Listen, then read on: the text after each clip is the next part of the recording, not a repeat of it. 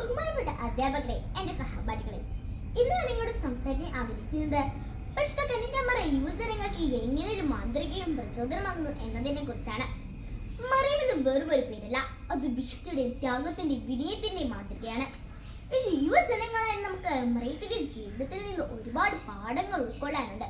ഒന്നാമതായി, ദൈവഹിതത്തിന് പൂർണ്ണമായി കീഴ്വഴങ്ങാനുള്ള അവളുടെ സന്നദ്ധിയാണ്.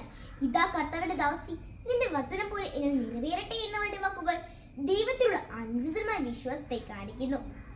ജീവിതത്തിൽ പ്രതിസന്ധികൾ ഉണ്ടാകുമ്പോൾ ദൈവത്തിലുള്ള വിശ്വാസത്തിൽ ഇത് നമ്മെ പഠിപ്പിക്കുന്നു. രണ്ടാമതായി, മറിയത്തിന്റെ എളിമയാണ് നമുക്ക് മാതൃക.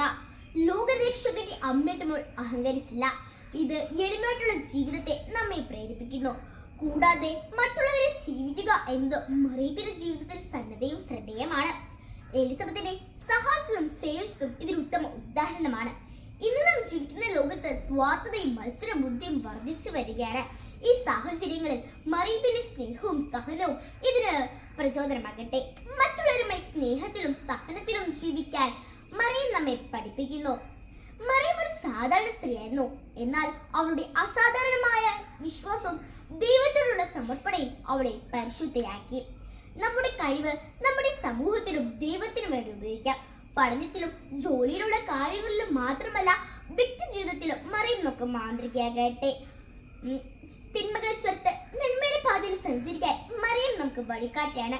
പ്രാർത്ഥനയിലൂടെയും വിശ്വാസത്തിലൂടെയും ജീവിതത്തിൽ വിജയം നേടാൻ നമുക്ക് സാധിക്കും. മറിയത്തിന്റെ ജീവിതം നമുക്ക് മാതൃകയും പ്രചോദനവും നൽകുന്നു. അവളുടെ ജീവിതം ഓരോ യുവജനത്തിനും ഒരു വിളക്കുമാടം പോലെയാണ്. ജീവിതത്തിൽ സ്നേഹവും ഐക്യബന്ധവും വിശ്വാസബന്ധവും നിലനിർത്താൻ മറിയം നമ്മെ ഓർമ്മിപ്പിക്കുന്നു. കുടുംബ ബന്ധങ്ങളിൽ ഐക്യവും സ്നേഹവും നിലനിർത്താൻ മറിയം നമ്മെ പഠിപ്പിക്കുന്നു. അമ്മ എന്ന നിലയിൽ മറിയം ഈശോയെ വളർത്തിയ രീതിയും നമുക്ക് മാതൃകയാണ്. മറിയത്തിന്റെ ജീവിതത്തിൽ ക്ഷമയും സഹനവും ഉടനീളം കാണാം. ദുരിതങ്ങളിലൂടെയും കഷ്ടപ്പാടുകളിലൂടെയും കടന്നുപോയപ്പോൾ അവൾ ദൈവത്തിൽ വിശ്വസിച്ചു. യുവജനങ്ങളായ നമുക്ക് നമ്മുടെ ജീവിതത്തിൽ വെല്ലുവിളികൾ നേരിടേണ്ടി വരും. ഈ വെല്ലുവിളികളെ നേരിടാൻ മറിയത്തിന്റെ വിശ്വാസവും ധൈര്യവും നമുക്ക് പ്രചോദനമാകട്ടെ. നന്മയുടെ പാതയിൽ ഉറച്ചു നിൽക്കുവാനും സത്യസന്ധമായി ജീവിക്കുവാനും മറിയം നമ്മെ പഠിപ്പിക്കുന്നു.